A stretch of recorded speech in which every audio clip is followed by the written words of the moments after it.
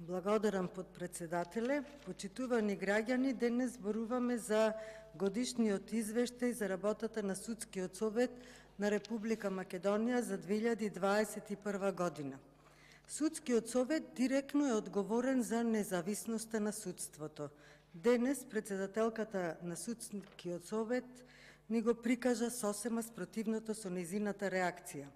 Според член 36, една од поважните надлежности на Судскиот совет се грижи за угледот на судиите и довербата на граѓаните во судството.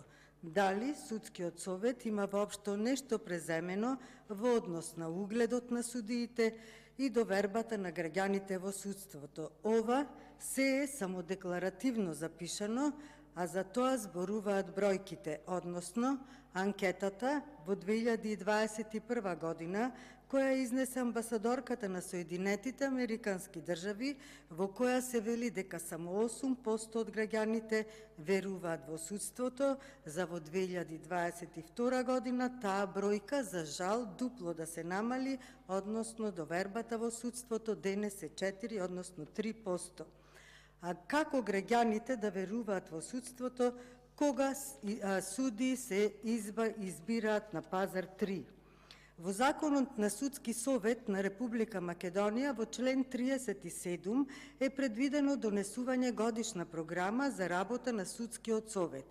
Тука опфаќа мерки и активности за унапредување на независноста на судството, па самиот избор на председателката на Судскиот совет за председател е показател точно спротивно за партизација на судството во Република Македонија, затоа што председателката ни еден ден не работела како судија, а сега треба да врши оценување и избор на основни апелациони и врховни судии.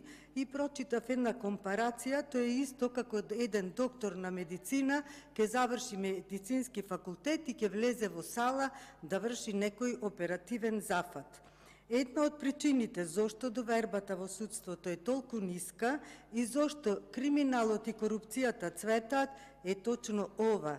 Изборот на Ислама Бази и Весна Дамева се договорени на пазар 3, но очигледно при изборот приоритет било да имаш слика со председателите, односно нивните челници. Павлина Црвенковска, која си поднесе неотповиклива оставка, и тоа затоа што не била прифатена од судската бизнис елита, кажа: злото, наречено корупција, мора да се сузбие и тука нема простување, и за жал таа беше приморана да си даде оставка. Втора мерка е мерки и активности за зголемување на ефикасноста на судството.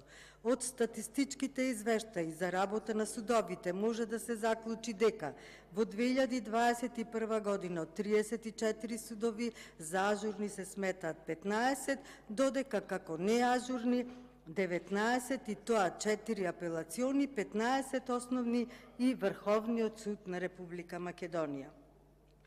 Од податоците и доставените извештаи од страна на судовите, Советот го утврдил следното.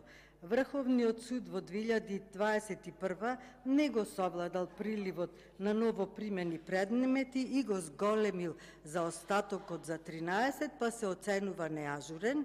Вишиот управен суд во 2021 успеал да го совлада приливот на новите предмети, со што заостатокот на предмети е намален за 352, па така се оценува за ажурен, но тука се прикриени оние исчезнати 5000 предмети кои не били доставени точно до Вишиот управен суд. Управен суд за 2021 година не го совладал приливот на новопримени предмети и го зголемил заостатокот за 1199 и е оценет како неажурен. Трета мерка е план за континуирано следење на работата на судството, па затоа имаме 111 судски предмети нерешени повеќе од 10 години.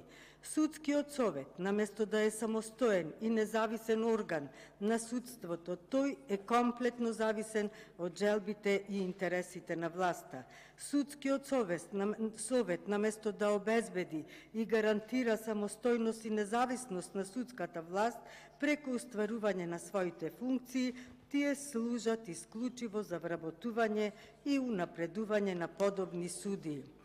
За добро функционирање на органите во еден човечки организам потребно е добар крвоток. Правосудниот систем е крвотокот на една држава.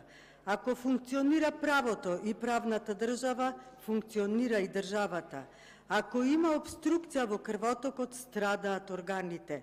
Република Македонија има обструкција во крвотокот и системот не функционира, а темелот на една држава е правосудниот систем. Темелот на правосудниот систем се независни, честни, професионални судии кои ќе се држат исклучиво до законите и до Уставот на Република Македонија. Рушењето на судството е основната алатка за рушење на Република Македонија, која точно вие го правите.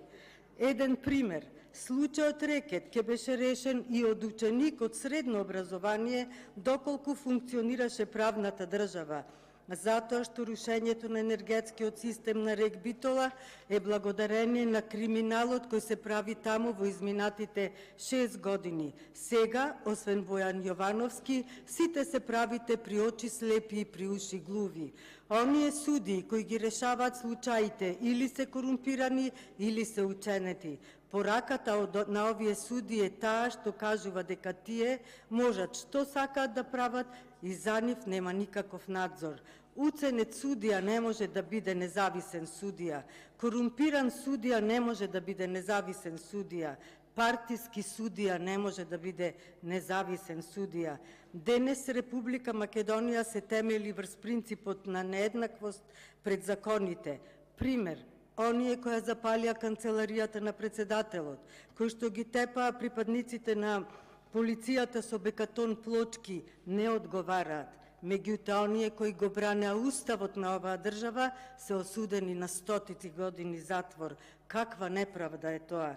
Република Македонија нема ни 1 милиметар да се помрдне доколку не се реформира судството во секоја цивилизирана земја. Императив на владата ќе бидат реформите во правосудниот систем, но на елитата на власт тоа не им одговара, затоа што законот прво нив ќе ги стигне, затоа што покровители на криминалот и корупцијата во Република Македонија се Зоран Заев, Димитар Ковачевски како премиер во сенка и Артан Груби како вице-премиер. Благодарам.